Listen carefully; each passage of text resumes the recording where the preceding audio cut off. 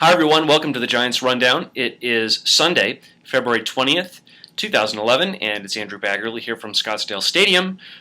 Leaving the condo, thought you'd like a nice baseball background this time. So, a short day in camp today and a short rundown as a result. I went out to Goodyear, actually, this morning and caught up with World Series MVP Edgar Renteria. Thought I should probably get to the bottom of what he meant when he thought the Giants' contract offer to him was a total disrespect, or at least that's what he was quoted as saying. He did tell me that, yeah, that's what he said, and that's the way he felt at the time. Just he felt that, $1 million is not worth him playing the game. And, well, you'll have to read the notebook for all of his comments on it. It'll be posted a little bit later on the Mercury News website. But he did say that he's got no hard feelings toward the Giants. He knows it's all business. He certainly wasn't surprised, nor was he offended when they decided not to pick up his $10.5 million option. Even he realizes that was not something the Giants would or should have entertained doing. But he looks good, and he's lockering next to Freddie Lewis in Cincinnati. And both those guys look in pretty good shape. Fred Lewis had his other foot operated on in the offseason, and he came into Scottsdale a few days ago and sort of shook some hands and said it was nice to have some closure because he was traded in April and went straight from Las Vegas to Toronto. So it was kind of neat for him to see people, and he'll get a ring as well as Edgar Renteria when the Reds come to town on the 8th of June, and Edgar knew that date by heart. He didn't need to look at the schedule. He's excited for that. So again, all of his comments are going to be in the notebook, and do check back for that.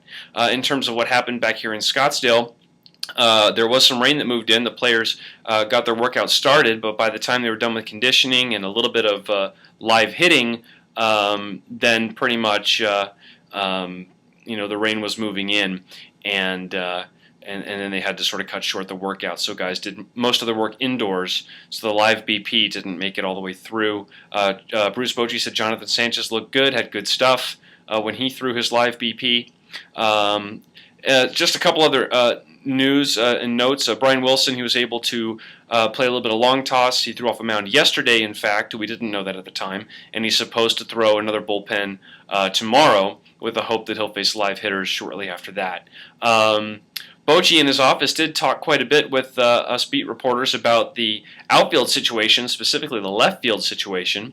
And, basically said that even though guys like Mark DeRosa and Pat Burrell are established and veterans, and they're on the team, it is a competition. I mean, that's what it is. That's the word that is applicable. He did say that they would look at a platoon in left field, and there are a lot of ways that the Giants have a lot of movable parts where they could platoon. One might be, one big factor is if Brandon Belt makes the team. He'll make it as a first baseman if he does, and then Aubrey Huff would be out in left field most of the time. If you decide to go with the platoon, you might have Burrell out there, or you could have Huff out there with Travis Ishikawa at first base if he makes the team. So a lot of different ways they could go, it's just hard to get into all the different permutations of playing time. But two solid pieces of information, though. Bochy said Aaron Rowan is only going to play center field. He's not going to play left or right. He hasn't played an inning anywhere but center since 2004, which is pretty amazing, and Bochy said that that's still going to be the case. A little surprising because Rowan doesn't profile as a starting player on this team, and of course there's going to be trade rumors with him, with Shearholtz, with Ishikawa, people like that. So you'd think that maybe Rowan would be asked to move around a little bit, but Bochy said he's not going to do that. He did say it is Rowan's clear preference to be in center field, and I'm sure that has a lot to do with it.